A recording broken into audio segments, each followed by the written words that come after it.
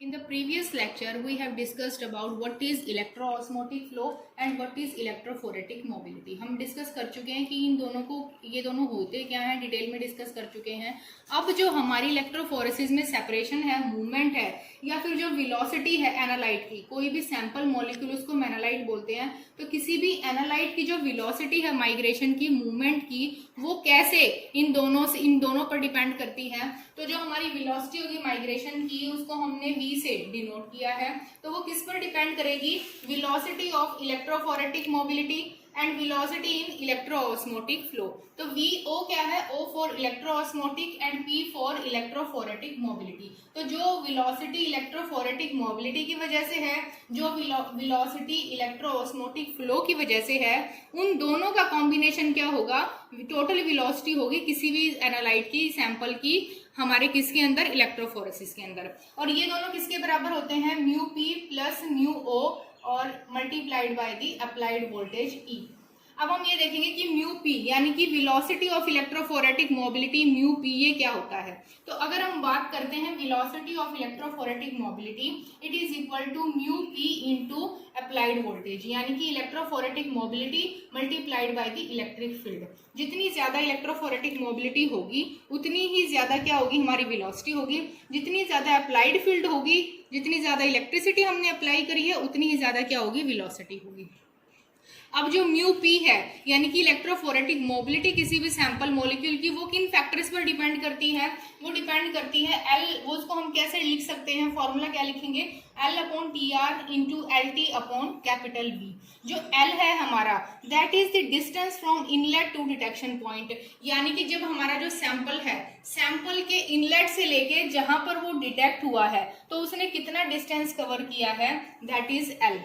और TR क्या है? TR is the time required for analyte to reach the detection point, या फिर उसको माइग्रेशन टाइम भी कहते हैं. उसको कितना टाइम लगा है स्टार्टिंग से लेके डिटेक्शन टाइम तक पहुंचने के लिए, उसको हम TR से डिनोट करते हैं. LT is equal to the total length of capillary, जो हमने कैपिलरी ली है उसकी टोटल लेंथ कितनी है, और V हमने कितनी वोल्टेज अप्लाई करी है. तो ये सारे फैक्टर्स जो हैं वो किसको डिफाइन करेंगे? इलेक्ट्रोफोरेटिक मोबिलिटी को डिफाइन करेंगे. जितना ज्यादा टाइम लगेगा उतनी ज्यादा उसकी मोबिलिटी कम होगी. जितना ज्यादा हमारा अप्लाइड वोल्टेज होगा, इस तरीके से क्यों क्या है, इलेक्ट्रोफोरेटिक मोबिलिटी हम निकाल लेंगे. इलेक्ट्रोफोरेटिक मोबिलिटी जब हमारी निकलेगी, इलेक्ट्रिक फील्ड और इलेक्ट्रोऑस्मोटिक जो फ्लो की मोबिलिटी है, उन सब फैक्टर्स को कंबाइन करके हम टोटल वेलोसिटी निकालते हैं. अब वेलोसिटी ऑफ इलेक्ट्रोऑस्मोटिक फ्लो, अब इलेक्ट्रोऑस्मोटिक फ्लो की वेलोसिटी क्या है? VO is equal to mu O into electric field. अब म्यू क्या है हमारा? Mu is epsilon into zeta upon n.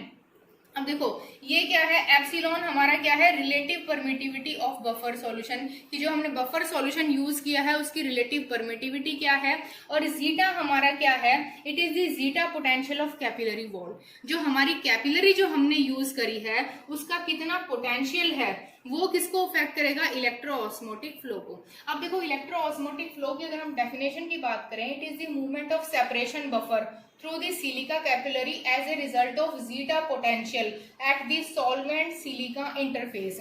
इसका मतलब क्या है कि जो हमारी फिक्स्ड लेयर थी जो कैपिलरी की, ये जो हमारा कैपिलरी का सरफेस है, ये this was our capillary surface, जो प्रीवियस लेक्चर में हमने डिस्कस किया है वीडियो में. इस कैपिलरी सरफेस पर क्या अटैच था? नेगेटिव चार्ज अटैच था. ये नेगेटिवली चार्ज था यहाँ पर. तो ये हमारा क्या है? सॉलिड है. और जो हमारा जो बफर आयंस आएंगी वो क्या है? हमारी लिक्विड.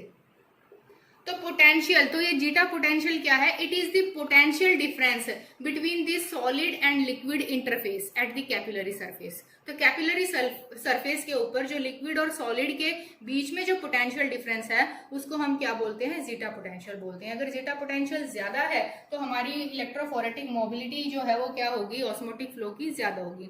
तो ये सारे फैक्टर्स हैं जिनसे क्या अफेक्ट होती है? वेलोसिटी. किसकी वेलोसिटी? जो एनालाइट, जो हमारा सैंपल से यहाँ तक पहुंचा है एनालाइट डिटेक्टर तक. अगर हम डिटेक्टर्स की बात करते हैं तो जो कैपिलरी इलेक्ट्रोफोरेसिस हैं, इसके लिए जो डिटेक्टर हम यूज करते हैं वो या तो यूवी विजिबल एब्जॉर्बेंस डिटेक्टर हो सकते हैं, जो कि यूवी विजिबल एब्जॉर्बेंस प्रिंसिपल पर क्या करेंगे? काम करेंगे. या फिर फ्लोरेसेंस, जो मॉलिक्यूल फ्लोरेसेंस मॉलिक्यूल्स होते हैं उनके सेपरेशन के लिए हम यूज करते हैं फ्लोरेसेंस डिटेक्टर्स, जिनको बोलते हैं laser induced fluorescence, laser induced fluorescence, तो ये डिटेक्टर हम यूज कर सकते हैं। या फिर मास स्पेक्ट्रोफोटोमीटर्स में जो MS डिटेक्टर्स हैं वो भी हम यूज कर सकते हैं। तो जो डिटेक्टर्स हैं ये तीनों हम जो हैं UV विजिबल, मास स्पेक्ट्रोफोटोमीटर, ये हम प्रीवियस लेक्चर्स में डिस्कस कर चुके हैं।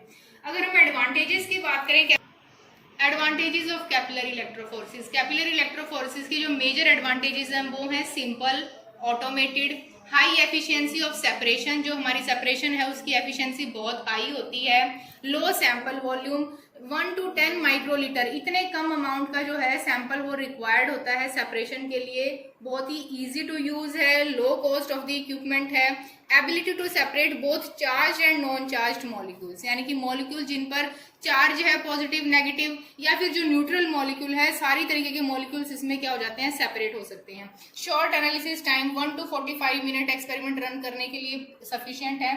Easily couple to MS means mass spectrophotometer या मास स्पेक्ट्रोस्कोपी, इससे इजीली कपल कर सकते हैं हम इस इलेक्ट्रोफोरेसिस को। अगर डिसएडवांटेजेस की बात करें तो डिसएडवांटेजेस में हम it can not be use to for preparative scale separation, यानी कि हम प्रिपरेशन के लिए इसको यूज नहीं कर सकते, केवल एनालिटिकल टेक्निक है। रिप्रोड्यूसिबिलिटी प्रॉब्लम है, रिप्रोड्यूसिबल नहीं है ये, और स्टिकी कंपाउंड्स के लिए भी क्या है, ये परफेक्ट नहीं है। अगर एप्लीकेशंस की बात करते हैं तो मेन जो एप्लीकेशन है मॉलिक्यूलर डायग्नोसिस या फिर फोरेंसिक साइंस में कैपिलरी इलेक्ट्रोफोरेसिस जो है इट हैज मेजर एडवांटेजेस और एप्लीकेशंस इन मॉलिक्यूलर और forensic science like DNA sequencing, analysis of variable number of tandem repeats, restriction fragment length polymorphism and the rapid analysis of polymorphic DNA and DNA fingerprinting. In all these techniques in molecular diagnosis, this capillary electrophoresis is gaining very importance. Detection of abnormal haemoglobin, जो abnormal और normal haemoglobin है उसको detect करने के लिए, characterise करने के लिए हम जो है हीमोग्लोबिन जो इलेक्ट्रोफोरेसिस वो भी परफॉर्म करते हैं। प्रोटीन इलेक्ट्रोफोरेसिस, जो प्रोटीन का साइज, पेप्टाइड का जो सेगमेंट्स हैं उनको इलेक्ट्रोफोरेसिस के थ्रू हम सेपरेट कर सकते हैं। Analysis of inorganic ions and cations, तो इनऑर्गेनिक एनायन और कैटायन इनको भी एनालाइज करने के लिए हम जो है कैपिलरी इलेक्ट्रोफोरेसिस का यूज करते हैं। तो कैपिलरी इलेक्ट्रोफोरेसिस को जो कंप्लीटली हम डिस्कस कर चुके हैं, ये इसकी मेजर एप्लीकेशंस, एडवांटेजेस, डिसएडवांटेजेस, इसका पूरा प्रोसेस जो है वो डिस्कस हो चुका है। Thank you.